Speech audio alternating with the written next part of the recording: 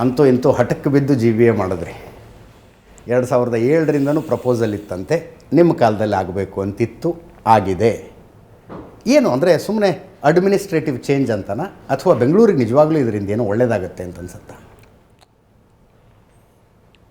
ನೋಡಿ, ನಾನು ಹಿಂದೆ 2003-4 ಮಂತ್ರಿ ಇದ್ದೆ, ಅರ್ಬನ್ ಡೆವಲಪ್ಮೆಂಟ್ ಮಿನಿಸ್ಟ್ರು, ಕೃಷ್ಣ ಅವ್ರ ಕಾಲದಲ್ಲಿ. ಆಗ ಹೆಬ್ಬಾಳು ಬಾರ್ಡ್ರು,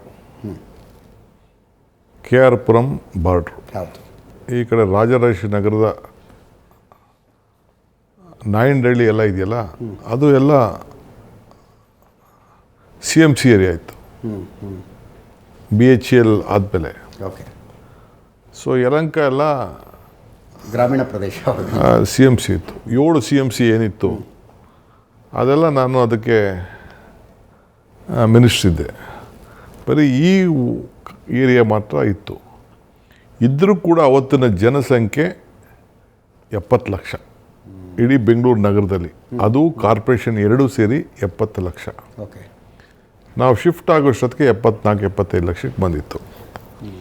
ಇವತ್ತು 1,40,00,000 ಜನಸಂಖ್ಯೆ ಇದೆ, 42 ಲಕ್ಷ ಇದೆ. ಎಕ್ಸಾಕ್ಟ್ಲಿ ಡಬಲ್ ಅದಕ್ಕೆ ಆಗಿದೆ.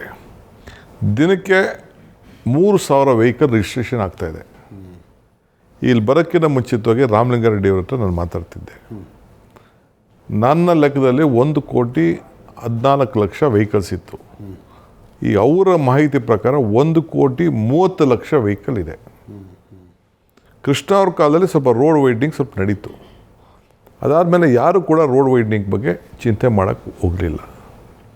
ನಾವು ಮೆಟ್ರೋ ಏನು ಅದಾದಮೇಲೆ ಪ್ರಾರಂಭ ಮಾಡಿದೋ, ಸದ್ಯಕ್ಕೆ ಅರ್ಜೆಂಟ್ ಮೆಟ್ರೋ ಮಾಡಿಬಿಟ್ರೆ ಸಾಕು, ನಮ್ಮ ಜನಸಂಖ್ಯೆ ಸಮಸ್ಯೆ ಬಗೆಹರಿತದೆ, ಟ್ರಾನ್ಸ್ಪೋರ್ಟೇಷನ್ ಪಬ್ಲಿಕ್ ಹೋಗ್ತದೆ ಅಂತೇಳಿ ನಾವು ಒಂದಷ್ಟು ಮೆಟ್ರೋ ತೊಗೊಬಿಟ್ಟು ಆ ಇರೋ ರೋಡ್ ಮೇಲೆ ಮೆಟ್ರೋಗೆ ಹೋದು.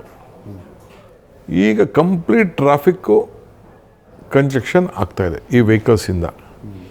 ಇವತ್ತು ಅಡ್ಮಿನಿಸ್ಟ್ರೇಷನ್ ಇದೆಯಲ್ಲ, ಅಡ್ಮಿನಿಸ್ಟ್ರೇಷನ್ 7 CMC ಇತ್ತು, 1 ಕಾರ್ಪೊರೇಷನ್ ಇತ್ತು.